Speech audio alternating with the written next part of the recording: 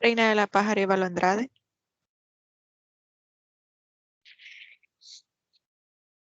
Ok, gracias, Reina. Carlos Antonio Arévalo Argueta.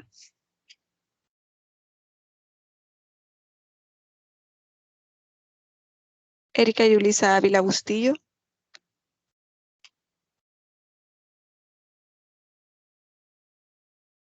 Nayeli Saraí Campos Ramos. Perfecto. Andrea María Chávez Toyos.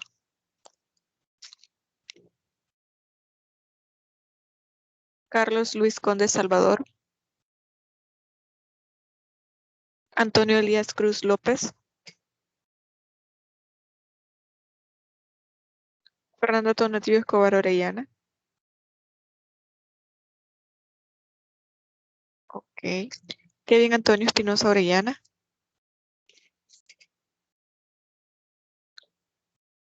Perfecto.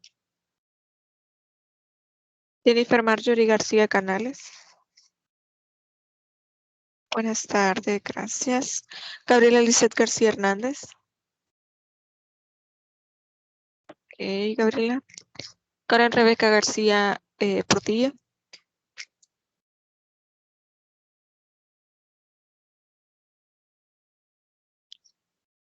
Álvaro Ernesto Granillo. Buenas tardes, gracias. Milagro de María Guardado Zelaya. Kevin Galvarino Hernández Benavides. Carlos Rafael Hernández Romero.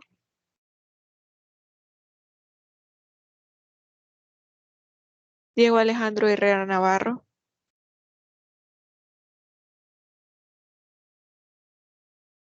Iliana Beatriz Iraeta Cortés. Carmen Noemí Márquez Lara. Ok, gracias, Carmen. Elena Francisca Meléndez Alfaro. Génesis Mariela Montoya Romero. Buenas tardes, Génesis. Marta Emily Morejón Bracamonte. Ok. Mario Obed Nieto Merino.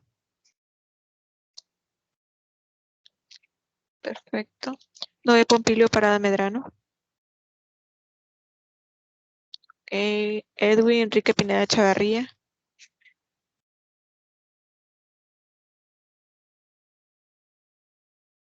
Creo que él ya había escrito en el chat. Ok. Jocelyn Gabriela Ramírez Orellana. César Mauricio Ramos Hernández. Buenas tardes, gracias. Flor de María Rivera Amaya. Perfecto. Reina Elizabeth Rivera Reyes. Ok, Reina. David Santiago Rivera Vázquez. Buenas tardes, gracias. Carlos Giovanni Salmerón Mesa. Buenas tardes. Ok. Sandra Saraí Sánchez Escobar.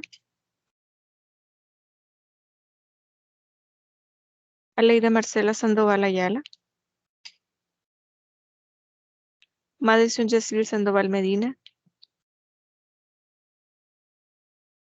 Keren Abigail Mansur Chávez. Tarcisio Antonio Urrutia Villalobos. Y José Manuel Velázquez Chica. ¿No hay nadie más que haga falta en la asistencia de este día? Ok, perfecto. Vamos a comenzar entonces, como les mencionaba, contra viento y marea, pero vamos a dar la clase porque se nos estaba dificultando un poco poder hacerle llegar el link, pero con la llamada de Skype creo que no hay ningún problema. Igual para los demás compañeros que tal vez porque no han bajado la app o porque no les llegó la notificación, van a tener disponible la grabación. En el momento en que ya podamos usar WhatsApp y ya este link se lo vamos a enviar para que ustedes, bueno, los demás compañeros puedan escuchar la clase. Así que si se comunican con ustedes después, díganles que no hay problema, que nada más que vean la grabación, por favor. Y bueno, vamos a hablar del tema que habíamos quedado como a la mitad, que era sobre el derecho colectivo de trabajo. Hablamos de algunas de las generalidades, sobre todo de la parte de la definición del derecho colectivo de trabajo. Así que antes de poder hablar del tema de hoy, que es la clasificación del derecho colectivo de trabajo, vamos a hablar de las confederaciones, de las federaciones y de algunos aspectos importantes sobre este tema. Quiero hacer como agregar unos pequeños elementos al derecho colectivo de trabajo, porque esa es la actividad que ustedes están trabajando.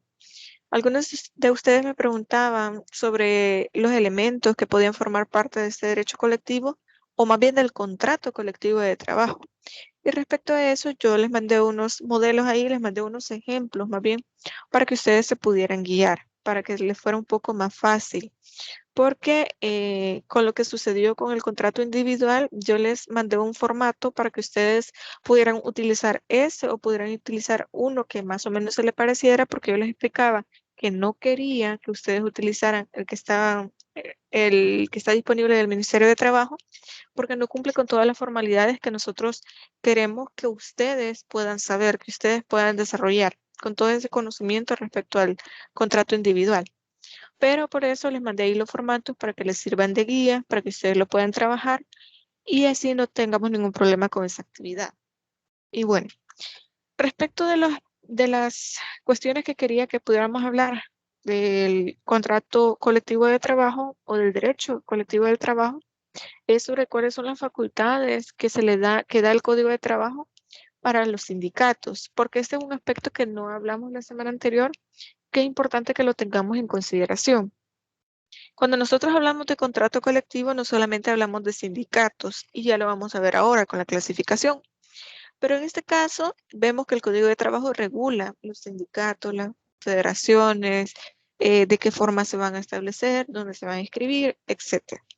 Pero entre las facultades que también permite el Código de Trabajo es la celebración del contrato o convenciones colectivas. De las convenciones colectivas ya vamos a hablar. Pero permitir que exista un contrato en el cual se establezcan cada una de las partes y de las personas que van a formar parte de estos sindicatos es sumamente importante. Como ustedes ya han comenzado a trabajar este contrato colectivo, se van a dar cuenta que en la estructura es distinta a un contrato individual, porque ahí colocamos las generalidades del patrono y del trabajador y establecemos cuál va a ser el horario de trabajo que va a tener, bajo las órdenes de quién va a trabajar, y algunas formalidades sumamente importantes, en cuál centro de trabajo va a laborar, cuál va a ser, ya mencioné la parte del horario, me parece, también la jornada laboral de cuántas horas va a constar, etcétera. Pero en el contrato colectivo de trabajo, ustedes lo ven como por capítulos o por cláusulas. Se puede establecer de cualquiera de las dos maneras. En este sentido, al menos en los contratos colectivos, se establecen como ciertas cláusulas o como ciertas afirmaciones que se van a hacer dentro del contrato colectivo, en donde se establece cuál va a ser la función de cada una de las personas, o más bien de los sindicatos, es decir, poder velar por el bienestar de las personas que forman parte del sindicato y de los trabajadores de una empresa, etcétera, entre muchas otras facultades que puede tener. Y esas ustedes ya las están trabajando. También otra de las facultades que se van a establecer en el código, que se establecen en el Código de Trabajo respecto del derecho colectivo de trabajo, es velar por el estricto cumplimiento de las leyes y las demás normas del derecho laboral. ¿Por qué?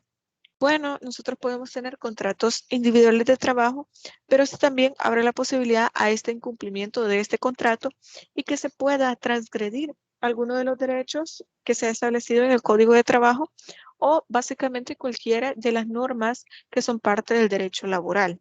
Para evitar todo eso, alguna arbitrariedad o algún tipo de abuso o de explotación, es que se forman estos sindicatos y son ellos los que, al igual que el Ministerio de Trabajo y otras organizaciones que ya hemos estado hablando de ellas, también van a velar por el estricto cumplimiento de estas funciones, perdón, de estas normas del derecho laboral. También otra función que tienen los sindicatos es de poder representar a los miembros y también a requerir escrito de estos, tanto judicial como extrajudicial, así como asesorarlos en el ejercicio de sus derechos.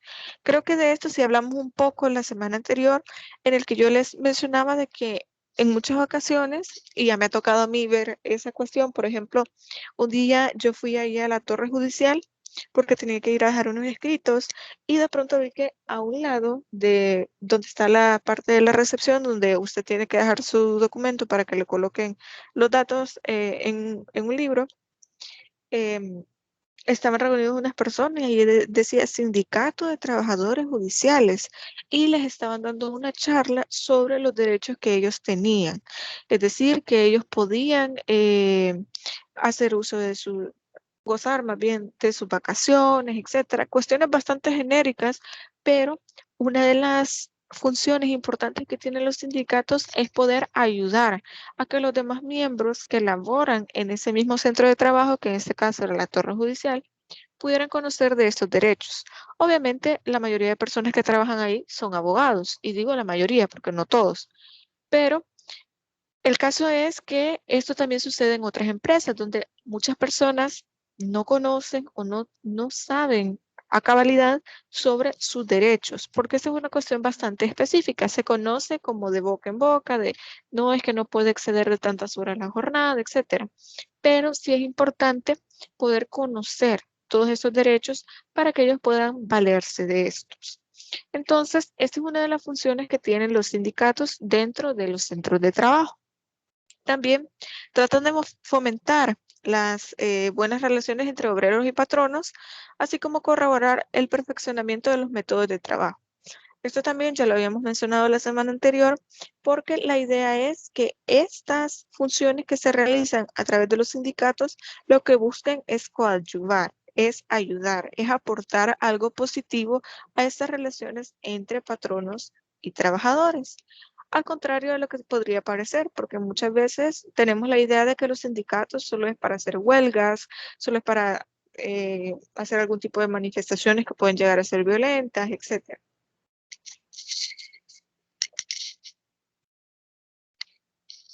Sin embargo, esto no significa que entonces los sindicatos sean negativos. Podemos tener esta visión, pero no es la correcta, o al menos esta no es la idea con la que se busca que se preserven estos sindicatos dentro de los lugares de trabajo. Y bueno, de manera general, que se pide que los sindicatos puedan coadyuvar a todas aquellas actividades que tengan que ver con la defensa de los intereses económicos y sociales de los afiliados y de las personas que forman parte de los centros de trabajo o de las empresas. Todo esto que les estoy mencionando lo encontramos en el artículo 228 del Código de Trabajo. También, así como tienen facultades, también tienen prohibiciones. Entre estas están intervenir en luchas religiosas. Como ya lo hablamos, la naturaleza, o al menos la aspiración que se tiene con la existencia de los sindicatos, es una armonización de los intereses entre la parte patronal y la parte trabajadora. Sin embargo, esto no se puede inmiscuir en temas de religión, porque estos son de otra naturaleza y sobre eso creo que vamos a hablar en otra clase, que los intereses que se busca armonizar tienen que ser de tipo económico o de tipo social. Si pasan a ser políticos, religiosos o de otro tipo, esto ya no entra dentro de lo que nosotros vamos a discutir en el Código de Trabajo o en los procesos laborales. También otra de las prohibiciones que tiene es repartir estos dividendos o distribuir el patrimonio sindical, porque para esto ya se establece quiénes van a administrar los fondos que pueda llegar a tener este sindicato y la función que van a tener estos fondos. De esta manera no es que van a percibir ciertos fondos y repartírselo entre algunos de los miembros. También no pueden obligar a los no afiliados a que ingresen a este sindicato, porque la sindicalización es un derecho. Y esto ya lo habíamos mencionado en la clase pasada y decíamos que esto es considerado como un derecho. Tenemos derecho a hacer huelgas, claro que sean pacíficas y que tengan un fin ilícito, pero también tenemos el derecho de sindicalización.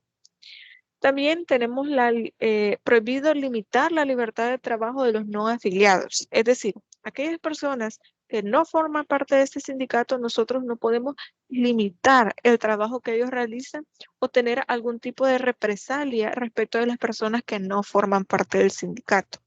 Al contrario, los sindicatos deben ayudar de una forma tal que hasta las personas que no están afiliadas se vean beneficiadas con la existencia de estos sindicatos. Por eso es que el Código de Trabajo trata de ser muy proteccionista con el trabajador, porque no importa si forma parte o no de estos sindicatos para que se le vean protegidos sus derechos. Y bueno, ¿qué requisitos se deben cumplir para que sea obligatoria la celebración del contrato de trabajo? Pues para eso vamos a echar mano del artículo 211 y el 271 del Código de Trabajo, en el cual nos dice que para el empleador se va a ver obligado a celebrar el contrato colectivo de trabajo. Para eso es necesario que el sindicato tenga como afiliados no menos de 51% de sus trabajadores de la empresa o del establecimiento que se trate. Es decir, una vez que al menos el 50% de los trabajadores estén de acuerdo para formar un sindicato, entonces el empleador o el patrono va a estar obligado a que sea necesario establecer un contrato colectivo de trabajo. En caso de que no se llegue a este 50%, entonces estos trabajadores van a poder afiliarse con sindicatos que estén fuera de esta empresa, pero que las funciones que realice sean similares. Por ejemplo, en el sector comercio, ahí podemos encontrar diferentes sindicatos, pero que imagínense que el centro de trabajo no se llega al 51% de trabajadores que quieran iniciar un sindicato, entonces fácilmente estas personas se pueden afiliar a un sindicato que sea similar en funciones para ellos y que puedan aplicar para eso y no hay ningún problema. Luego tenemos la existencia de este contrato colectivo de trabajo solamente se probará con el contrato colectivo, que debe ser debidamente inscrito o por una certificación de inscripción por el Departamento del Ministerio de Trabajo. Esto está en el artículo 281 del Código de Trabajo. ¿Por qué es necesario inscribirlo? A diferencia del contrato individual de trabajo, que en este caso, el contrato individual de trabajo no es necesario inscribirlo, o al menos sí se lleva un registro en el Ministerio de Trabajo, pero no es una inscripción como tal. ¿Cuál es la diferencia? Pues bueno, se entiende que el contrato individual es entre las partes. El hecho es que tenemos a un trabajador que se está obligando a realizar ciertas funciones con las diferentes condiciones que se colocan en el contrato individual y el patrono es el que está obligado a darle una remuneración y se establecen las condiciones también, cuándo le va a pagar, cada cuánto, en qué moneda, etcétera. Pero esto es de carácter entre las partes. En cambio, con el contrato colectivo se está hablando de una multiplicidad de personas, para lo cual por eso es necesario tener una inscripción, pero dentro del departamento del Ministerio de Trabajo. En este caso, se deben cumplir con todos los requisitos que se establecen en el artículo, perdón, que se establecen en el Código de Trabajo para poder formar estos sindicatos e inscribirlos dentro del Ministerio de Trabajo. Ahora bien, ¿quiénes van a gozar de esos beneficios que se pueden derivar de este contrato colectivo? Como se los mencioné, no solo son los trabajadores que han celebrado este contrato los que están afiliados, sino también aquellos que aún si no aparecen en este sindicato, no aparecen en este contrato colectivo, también forman parte de los beneficios, perdón, también pueden gozar de estos beneficios que se puedan lograr a través de los sindicatos. Todo esto porque no puede existir una cláusula de exclusión. Por consiguiente, el patrono podrá emplear y conservar su empresa a los trabajadores que no pertenezcan a este sindicato. ¿Qué sucede acá? Pues bueno, no puede haber un sindicato el cual busque cierto beneficio o ayudar a cierto grupo de trabajadores que solamente son aquellos que están afiliados a este sindicato y perjudicar o no beneficiar, vamos a llamarlo así, no beneficiar a aquellos trabajadores que realizan las mismas funciones en las mismas condiciones, pero que no están afiliados al sindicato. Al contrario de lo que se puede creer, el hecho de estar dentro de un sindicato es trabajar en pro o trabajar a favor de sus funciones, pero también de los demás compañeros. Como les digo, los sindicatos tienen como esta visión de ser algo negativo, de tratar de imponer ciertas cuestiones, pero en realidad no son algo negativo, al contrario, terminan siendo algo positivo porque son como un freno hacia la parte patronal de ciertos abusos que puede llegar a cometer. Entonces, con esta cláusula con el hecho de que no exista, perdón, esa cláusula de exclusión lo que permite es que así como los afiliados a los sindicatos van a gozar de estos beneficios, también los demás trabajadores a quienes les sean aplicables ciertas normas que se van a establecer o ciertos beneficios que van a recibir. Y también vamos a responder a cuál es el plazo que tiene el contrato colectivo, porque tal vez esa es otra pregunta que nosotros podamos tener. Miren, al menos dentro del contrato colectivo no tenemos un máximo o un mínimo, pero sí es necesario que no sea menor de 1 año, ni tampoco vamos a decir que puede pasar más de 3. Esto por el artículo 276 del Código de Trabajo. Entonces, vamos a considerar de que el contrato colectivo va a durar mínimo 1 año y vamos a tomar como un máximo de 3 años, pero que se puede ampliar automáticamente por periodos de 1 año. Es decir, pasan los 3 años, entonces se decide que se va a tomar 1 año más y así.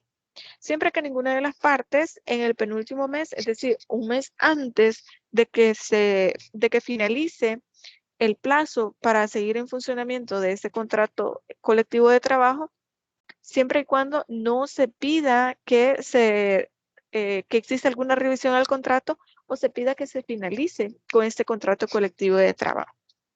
Entonces, tenemos esas dos peculiaridades. Los plazos, que es no menor a 1 año ni mayor a 3 años. Se puede también prorrogar 1 año más, pero también un mes antes de finalizar el periodo que se ha establecido para el contrato, se puede pedir que se revise el contrato para agregar cláusulas, para modificar algún tipo de información que lleve el contrato, para agregar otras funciones, otras personas. Entonces, esto se va a realizar hasta ese momento, según el artículo 276 del Código de Trabajo.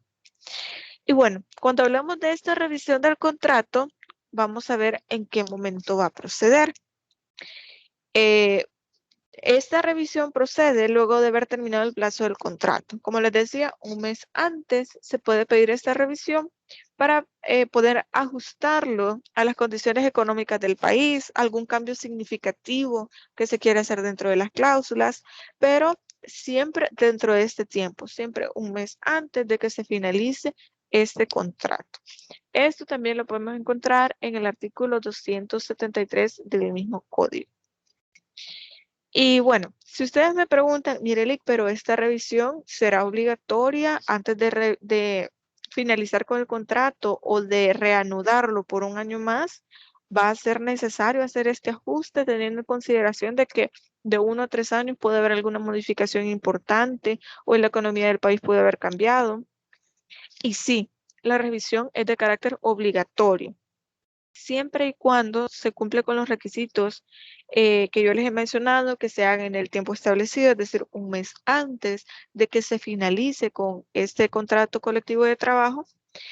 Y no será necesario establecer el porcentaje del 51% de las personas. Es decir, en las condiciones en que se encuentra el sindicato, imagínense que comenzó este sindicato con el 51% de los empleados de la empresa, pero que de pronto unos se fueron, otros dejaron de trabajar ahí, los movieron de lugar, se fueron a vivir a otro país, cualquier situación que haya sucedido que haga que ya no se encuentre el mismo 51% de estos trabajadores, no va a impedir que entonces no se pueda hacer una revisión de este contrato colectivo. Porque recuerden que los efectos del contrato se van a aplicar a las personas que estén dentro del sindicato, por lo cual la revisión va a ser obligatoria, aunque no esté el 51% de las personas que forman este sindicato. Entonces, vamos a ver, bueno, estábamos hablando un poco la semana anterior sobre el contenido de este contrato y hablábamos un poco de forma somera, más bien, del contrato colectivo de trabajo. Y esto lo encontramos en el artículo 275 del mismo, en el cual se establece que lo primero que va a llevar el contrato es el lugar y la fecha de celebración. Si ustedes han visto los ejemplos que yo les envié, normalmente el lugar y la fecha lo colocan abajo, lo cual no hay ningún problema, pero siempre debe ir el lugar y la fecha de celebración.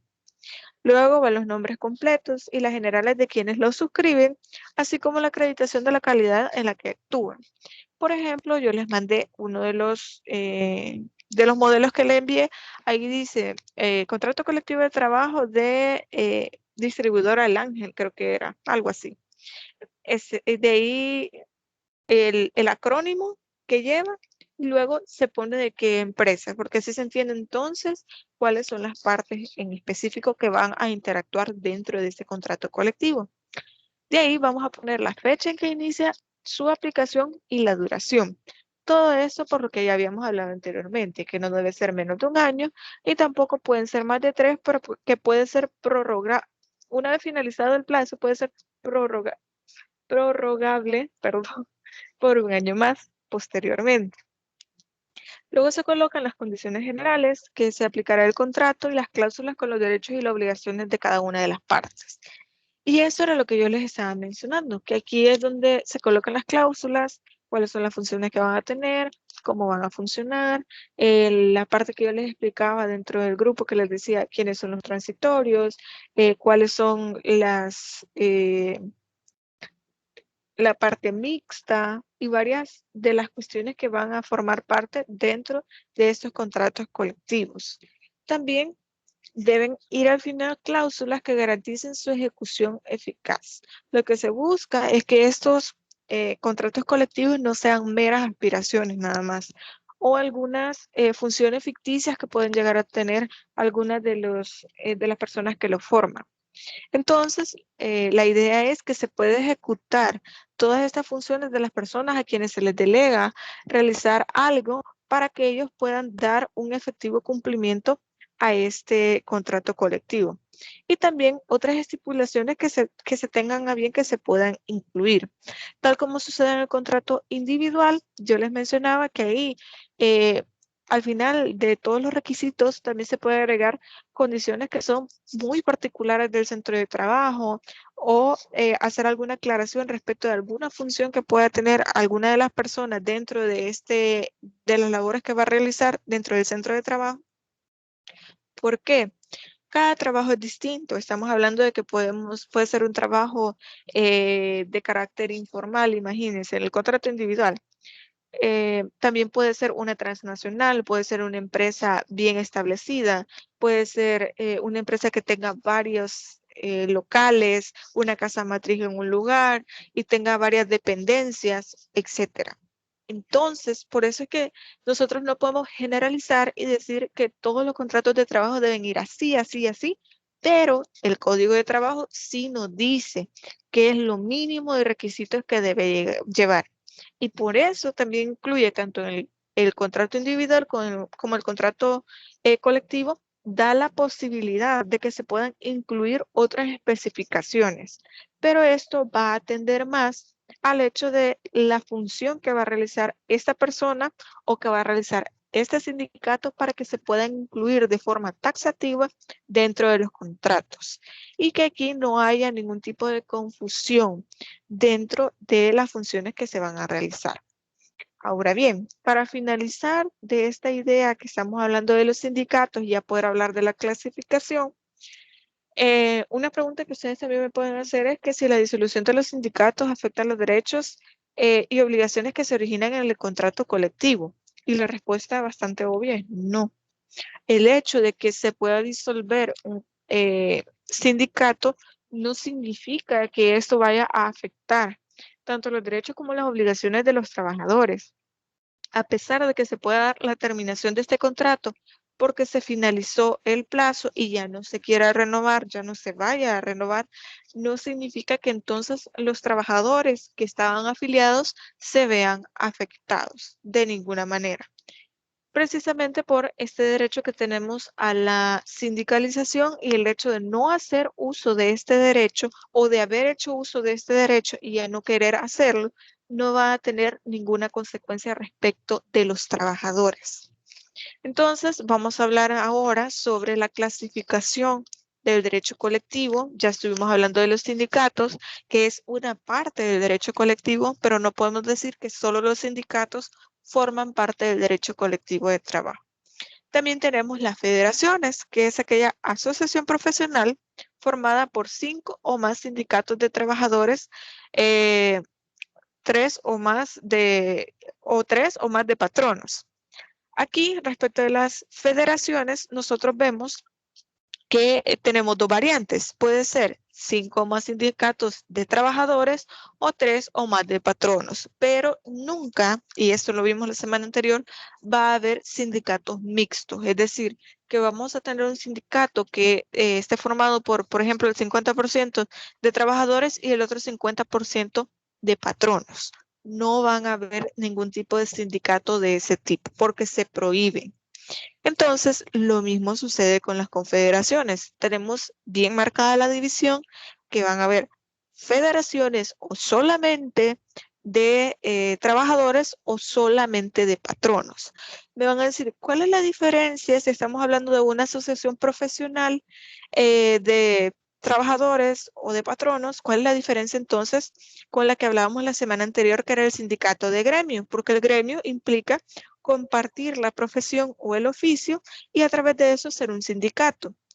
Ojo, aquí está la diferencia. Con la federación hablamos que está formada por cierto número, ya sea de patronos o trabajadores, pero de sindicatos. No estamos hablando de la cantidad de personas, porque para los sindicatos ya sabemos que debe formar por lo menos el 51% de personas para formar un sindicato, pero en la federación estamos hablando de que se va a formar por lo menos con 5 o más sindicatos o 3 o más, pero de patronos. Ahora bien, también tenemos las confederaciones, que son aquellas asociaciones profesionales de 3 o más federaciones sindicales. Vamos aquí, miren, de género a especie. Primero tenemos los sindicatos, que son aquellos formados por el 51% de personas, de trabajadores, que en este caso podríamos tomar uno de los sindicatos, que es el de gremio, que comparten, por ejemplo, ¿qué podemos decir? Un arte, una profesión. Vamos a poner un gremio de doctores, por ejemplo. Tenemos este gremio de doctores. Luego tenemos las federaciones, que estamos hablando de 5 o más sindicatos de trabajadores. Es decir, juntamos 5 sindicatos de trabajadores y ya tenemos una confederación. Ahora, una federación, perdón. Para formar una confederación es necesario que sea formada por 3 o más federaciones. Y lo mismo va a pasar en el caso de las confederaciones de patronos. Aquí no va a haber una diferencia en el número de personas perdón, de sindicatos o en este caso de federaciones que lo vaya a formar, sino que también se van a pedir 3 o más federaciones de trabajadores o puede ser 3 o más federaciones de patronos. Todo esto lo pueden encontrar en el artículo 257 del Código de Trabajo. Y esas son básicamente las diferencias entre los sindicatos, las federaciones y las confederaciones. Y bueno, ¿a quiénes van a representar estas federaciones y estas confederaciones? Pues bueno, vamos a comenzar. Después de hablar de los sindicatos, tenemos que hablar de las federaciones, porque ellos representan a los sindicatos que las conforman y no a los miembros, es decir, no a las personas, sino que representan a los sindicatos, ¿ok? Luego tenemos a las confederaciones, que ellos representan a las federaciones que eh, que se constituyen y no a los sindicatos que conforman la federación. En este caso, nosotros ya encontramos acá, ya entendemos, permítanme, ok, perdón. Ya vemos la diferencia y notamos acá que en los sindicatos se representan a los miembros que forman parte de esta empresa, es decir, a las personas, a los afiliados. Pero en el caso de las federaciones estamos representando a los sindicatos, es decir, los sindicatos como la unión de las personas que representan un grupo o un gremio en específico. Entonces tenemos las confederaciones que ellos representan a las federaciones, es decir, a este grupo que ya ha representado a los sindicatos. No sé si se va entendiendo la idea, es un poco así confuso, pero estoy tratando de hacerlo lo más entendible que se puede. De igual forma, ustedes ya tienen este contenido, ya está subido a la plataforma, ahí le pueden dar una lectura más despacio y si se genera alguna duda, pues no duden en escribirme y yo con todo gusto les puedo explicar. Pero la idea es esta, que vayamos entendiendo estos conceptos que estamos viendo en esta clase. Ahora bien, ya tenemos una definición de qué son las federaciones, qué son las confederaciones, a quienes representan, pero ustedes me van a decir, si ya existen los sindicatos, ¿cuál es la función que van a tener las federaciones o las confederaciones? ¿Para qué debe existir como estos subgrupos dentro de los mismos sindicatos? Bueno, en los estatutos que tienen estas federaciones y confederaciones, se le pueden atribuir funciones del Tribunal de Apelación contra cualquier medida disciplinaria adoptada por una de las organizaciones afiliadas. Porque recuerden que dentro de los sindicatos nosotros ya tenemos un contrato colectivo. Imagínense el caso que quienes sean, quienes puedan generar alguna falta o que puedan tener algún tipo de comportamiento que no es el adecuado o puedan ir en contra de estas funciones o puedan realizar alguna de las prohibiciones que ya les estuve hablando hace poquito, que les estaba diciendo, por ejemplo, repartir los dividendos de lo que se pueda percibir con el sindicato, solo manera de ejemplo. Entonces, ¿qué va a pasar? En este caso, lo que nosotros vemos es que es necesario tener otras instituciones o más bien tener otras figuras que puedan encargarse de tomar medidas disciplinarias respecto de estos sindicatos. Y también van a tratar de dirimir controversias que se pueden dar entre miembros de sindicatos, porque como se darán cuenta, tal vez ya pueden deducir un poco eso. Por ejemplo, hay ciertas empresas que tienen su propio sindicato, pero ¿qué pasa si, por ejemplo, en San Miguel hay una sede de ese centro de trabajo y tienen un sindicato? Y de pronto en Santa Ana, por ejemplo, hay otro local de este mismo centro de trabajo y hay otro sindicato. O, por ejemplo, podemos tener varios sindicatos de un mismo gremio. Entonces, ¿qué sucede? Pueden existir diferencias respecto de estos sindicatos y van a ser las federaciones y las confederaciones quienes van a tratar de llegar a un acuerdo, de dirimir estas controversias para que se puedan adoptar las medidas que sean necesarias para resolver estos conflictos, ya sea porque lo ha resuelto una confederación o porque lo ha resuelto una federación. Todas estas funciones que tiene la federación y la confederación las encontramos en el artículo 261. Pero ya hablamos de los requisitos para poder formar un sindicato. Ahora el artículo 262 y 263 nos dice cuáles son los requisitos para poder formar una federación o una confederación. Para formar alguna de estas dos, federación o confederación, va a ser necesario que la Asamblea General, en el caso del sindicato o federación, haya autorizado al representante judicial y extrajudicial del sindicato a la federación para tal efecto, y que exista la asamblea de fundación debidamente autorizada y que dicho representante, en lo referente a su proceso de formación y a su inscripción en el registro respectivo. Se le aplicará lo dispuesto para los sindicatos en el Código de Trabajo. En palabras sencillas y para ponerles ahí en contexto, hay una asamblea general. Yo recuerdo que estuvimos hablando la semana anterior que estábamos hablando de esta asamblea general y teníamos también una asamblea seccional, en el cual la asamblea general es básicamente todas las partes. Y la asamblea seccional, ya lo estuvimos mencionando, a qué se refería cada una de estas dos figuras. Entonces, pero va a ser la Asamblea General la que va a conocer de la idea de querer formar una federación o confederación, y ya sea a través de este representante judicial o extrajudicial de este sindicato que quiera, de estos sindicatos más bien, que quieren formar una federación o confederación, quienes van a pedir que se autorice esta creación de esta federación o confederación. Luego, después de haber formado esta confederación o federación, se va a registrar. Todo esto siguiendo las reglas del Código de Trabajo, porque recordemos que este es el marco legal que nosotros tenemos.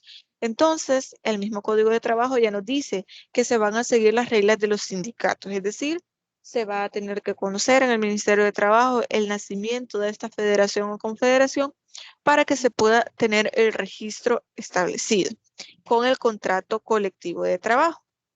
Ahora bien, ya que hablamos de este contrato colectivo de trabajo, nosotros estos contratos los encontramos los encontramos más bien como un derecho constitucional en el artículo 39 de la Constitución de El Salvador. Pero además de esto, se establece una regulación contenida en los contratos colectivos porque serán aplicables no solo a quienes forman parte del sindicato, sino también a las personas trabajadoras de la empresa, o a las que ingresen a la empresa de forma posterior, pero siempre cuando el contrato colectivo esté vigente. Es decir, todas aquellas personas que durante la vigencia de este contrato puedan ingresar a la empresa, se va a entender que también se deben regir por los acuerdos a los que pueda llegar este sindicato con la parte patronal, o se puedan ver beneficiados más bien con los acuerdos a los que puedan llegar, las decisiones que se tomen, etc. Una vez que tal vez usted puede ingresar a esta empresa, a este centro de trabajo, pero si ya no está vigente este contrato colectivo, entonces se entiende que no se va a regir por estas funciones porque obviamente ya no hay contrato. Y también el Código de Trabajo va a definir la contratación colectiva como aquella que regula las condiciones que regirán los contratos individuales y que deberán ser, colectivos, y que deberán celebrarse entre uno o varios sindicatos y un empleador. Como se lo menciono, en este caso nosotros ya tenemos establecido que va a ser un contrato colectivo, aquel en el que haya múltiples partes, es decir, múltiples personas, ya hablamos del 51% de las personas que trabajan en una empresa para que se pueda dar el nacimiento de estos sindicatos. Algunas consideraciones importantes que también va a ser necesario que nosotros hagamos es que los sindicatos de las personas trabajadoras van a ser ellas quienes estén facultadas para poder revisar y celebrar el contrato colectivo. Es decir, quienes formen parte de este contrato van a formar parte también de la revisión que se le va a realizar a este contrato colectivo cuando esté a punto de finalizar el contrato. Pero también la dirección sindical podrá delegar la negociación del contrato a uno o más miembros de sus apoderados legales. Imagínense el caso de que usted quiera constituir un contrato, permítanme, un contrato colectivo y le quiere hacer saber a la parte patronal porque debe tener conocimiento. No es que vaya a ser parte del contrato colectivo, debe tener conocimiento de la existencia o de la futura existencia de este sindicato. Entonces, este puede enviar a sus apoderados legales para que sean ellos quienes puedan negociar este contrato, las cláusulas que pueda llegar a tener y conocer del contenido de este contrato. Para poder celebrar por primera vez el contrato colectivo, es necesario que el sindicato cuente con no menos del 51% de personas de la empresa o establecimiento. De esto ya lo habíamos hablado, ya no me detengo mucho en esta parte. Si no se llega al 51%, entonces, como les menciono, pueden formar parte de sindicatos que no sean directamente de esa empresa o de ese establecimiento, pero se pueden unir a otros o se pueden afiliar a otros, de los cuales puede que sus funciones sean muy parecidas o exactamente iguales, pero en otra empresa, con el fin de que éstas puedan tener conocimiento de los derechos a los cuales que ellos pueden exigir. También si en la empresa existen personas trabajadoras pertenecientes a dos o más sindicatos, el que tenga el 51% de sindicatos será el representante de los trabajadores en el contrato colectivo. Para ello deben seguirse los procedimientos establecidos en el artículo 270. Como les mencionaba, en el caso de que no se llegue al 51%, se pueden afiliar a otros sindicatos. Pero imagínense que sean al menos unas 3 o 4 empresas que se han unido para poder formar un solo sindicato, pero solamente una de estas empresas cumple con el 51%. Entonces va a ser esta empresa que cumple con este requisito quienes van a ser los representantes de todos los demás. Porque de esa manera se le puede dar cumplimiento a este artículo del Código de Trabajo. Otro aspecto que es necesario tomar en consideración es en el caso de que en la empresa existan dos o más sindicatos, pero ninguno de ellos puede alcanzar el 51% de sus afiliados.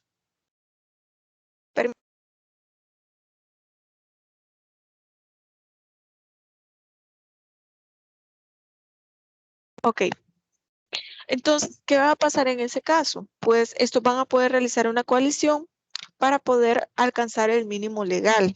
Pero todo esto siempre y cuando el empleador o el patrono esté obligado a negociar y a celebrar el contrato colectivo con los sindicatos, es decir, con todas estas figuras sindicales, pero que no llegan al 51%, pero si lo piden de forma conjunta, es decir, que todos los sindicatos que quieran hacer esta coalición estén de acuerdo, porque entonces con quien van a negociar va a ser con el representante patronal de esta empresa, de una de las empresas en este caso. Si una de ellas cumple con el 51%, van a tener que negociar con el representante patronal de esta empresa que sí cumple con el 51%. Si no es así, si ninguna de las empresas, 2, 3, 4, 5, no cumple con el 51%, entonces van a tener que establecer quién va a ser el representante patronal que va a estar obligado a negociar con el sindicato. De la negociación y la celebración del contrato colectivo, será obligatorio en el caso de haber cumplido con los requisitos establecidos por la legislación, es decir, 51% de personas afiliadas, entregar la solicitud y también explicar cuáles son las funciones que van a tener cada una de las personas que estén dentro del sindicato. Además, en una empresa únicamente puede existir un contrato colectivo de trabajo. No pueden haber, por ejemplo, dos sindicatos. Y es por esto que lo que se busca es que como mínimo se tenga un 51% de personas afiliadas. Porque en caso de querer, en teoría, que exista otro sindicato, no se puede porque únicamente resta el 49% de las demás personas. Y no, por ley, no se va a poder establecer otro sindicato porque sería contradictorio. La idea es tratar de poder armonizar estas diferencias que pueden llegar a existir o estas controversias entre el patrono y el trabajador. Pero cuando ya agregamos otra parte que sería los trabajadores en un sindicato con otros trabajadores en otro sindicato y luego la parte patronal, entonces ahí ya es más complicado poder llegar a un acuerdo. Que al fin y al cabo, pues eso es lo que pretenden los sindicatos, tratar de mejorar las condiciones laborales de los trabajadores, entre otras funciones que tienen, pero siempre tratando de que todo sea en beneficio de todos los trabajadores y no en contra de algunos. Por eso hablábamos al principio de que no debe haber ningún tipo de repercusión sobre aquellas personas que no se quieran afiliar, que no quieran formar parte del sindicato. Luego tenemos el plazo del contrato colectivo, no podrá ser, como ya lo hemos hablado, menor de 1 año ni mayor de 3 años.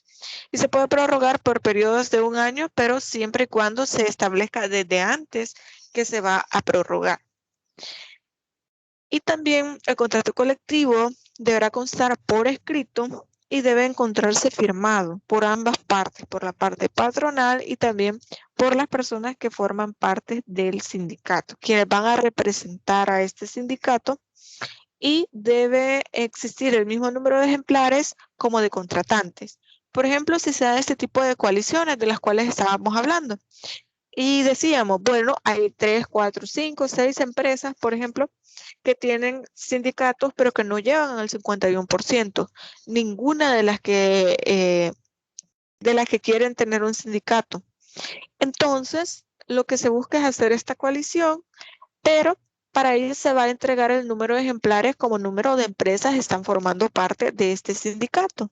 Entonces, si son 6 empresas, por ejemplo, se le va a dar un ejemplar a la parte patronal, que va a ser con quienes van a negociar, y 6 ejemplares que son las 6 empresas que están formando parte de este sindicato, del cual ninguna cumple con el 51%, pero todas han negociado para que se pueda crear un solo sindicato.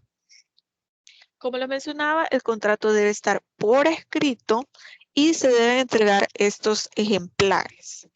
Ahora bien, cuando ya nosotros hablamos directamente del contrato y hablamos de los requisitos, pero bueno, todo esto lo encontramos en el artículo 211 del Código de Trabajo. Pero ¿cómo vamos a probar la existencia de este contrato? Ya dijimos que es necesario que se entregue por escrito a las partes, a tantas partes como estén, permítanme, tantas partes como contratantes haya. Pero solo se puede probar la existencia de este contrato si este ha sido inscrito. Usted puede firmar el contrato, pero si no lo ha inscrito en el Ministerio de Trabajo, en el departamento correspondiente del Ministerio de Trabajo, entonces es como si este contrato no existiera. Es como que usted haga una compraventa y no la vaya a registrar, no vaya al registro para poder hacerla efectiva, porque es como que si usted no hubiera hecho nada. Entonces, esto se puede asemejar mucho a los contratos colectivos de trabajo. Esto ustedes lo pueden ver en el artículo 281 del Código, porque lo que se busca es que a través de la inscripción pueda comenzar a surtir efectos entre las partes y sobre todo para que se tenga conocimiento de la existencia de este sindicato. Porque también recuerden que no solamente para la empresa, también es para los demás para otros sindicatos que tal vez no cumplen con ese 51%, también se puedan hacer una coalición con este sindicato o pueden tomar como un parámetro las funciones o la creación de este sindicato para que ellos puedan hacer el suyo propio. Entonces, vamos a ver, permítanme.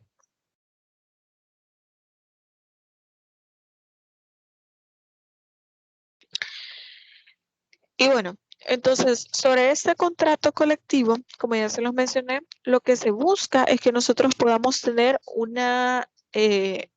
podamos inscribir estos sindicatos para tener conocimiento de cuáles son las funciones que tiene y sobre todo poder establecer quién va a estar a cargo de este sindicato. Lastimosamente no pude compartirles la pantalla porque les quería mostrar que hay una Organización Internacional del Trabajo. Aquí en El Salvador tiene una central sindical en el cual se establecen cuáles son los sindicatos y quiénes van a responder dentro de esos sindicatos y cuál es la estructura que tiene y el listado de sindicatos afiliados.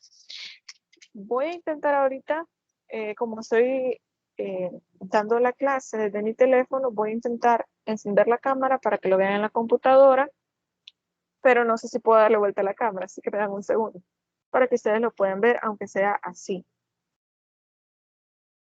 Permítanme.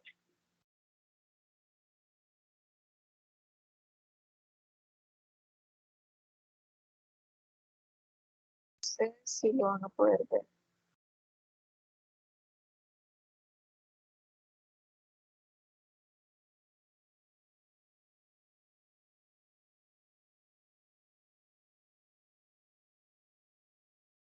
Yo creo que no le puedo dar vuelta en ese momento a la cámara, pero creo que se los puedo enviar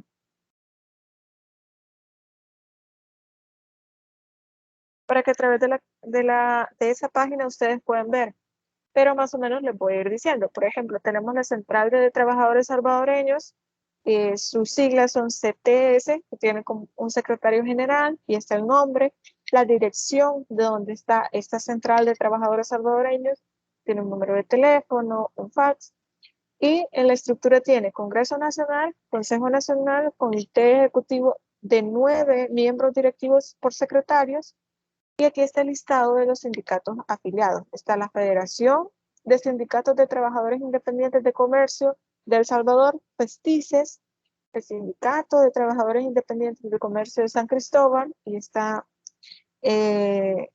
las siglas, el Sindicato de Trabajadores de Comercio del Cantón Penitente abajo, y ahí aparecen las siglas, Sindicato de Trabajadores Independientes del Comercio de la Ciudad de Santa Ana, también el de Quesaltepeque, el de Cantón Cután, Planes de Rendero, de Ciudad Colón, del Lago de Ilopango, etc. Y de ahí están las distintas funciones que tienen, etc. Pero cuando ya funciona WhatsApp, les voy a enviar este link para que ustedes vayan viendo cuáles son los sindicatos que están inscritos, porque esa es una de la importancia que tiene el contrato colectivo. No es solamente para que funcione dentro de la empresa, también es para dar a conocer cuáles son las funciones que tiene y cuáles son los sindicatos que hay. Porque hay muchas personas que dentro de su centro de trabajo no tienen un sindicato, sin embargo, se pueden afiliar a otros sindicatos donde sus funciones pueden parecerse mucho a las de otras empresas. Por ejemplo, si ustedes escucharon ahí, está el Sindicato de Trabajadores Independientes del Comercio. Esto significa que ellos realizan una labor respecto del comercio, pero de forma independiente. Es decir, ellos comparten estas similitudes, pero están unos en Santa Ana, uno en Quesaltepeque, uno en Planes de Renderos, y todos ellos han formado un sindicato, una federación, perdón, que es la Central de Trabajadores Salvadoreños. Entonces, básicamente es así como se va formando estas centrales sindicales. Como les digo, les voy a enviar este link al momento en que ya se normalice todo con esta parte de WhatsApp y las redes sociales, para que ustedes lo puedan ver y lo vayan revisando. Así que no sé si alguien tiene alguna pregunta, alguna duda. Si no, ya creo que agotamos todo el contenido para el día de hoy. Si no hay dudas o consultas, nos vamos a quedar hasta acá. Bueno, nos quedamos hasta acá entonces. Le agradezco mucho por su presencia en la videoconferencia y espero que todos estén muy bien. Así que cuídense mucho y pasen feliz tarde. Gracias, feliz tarde a todos.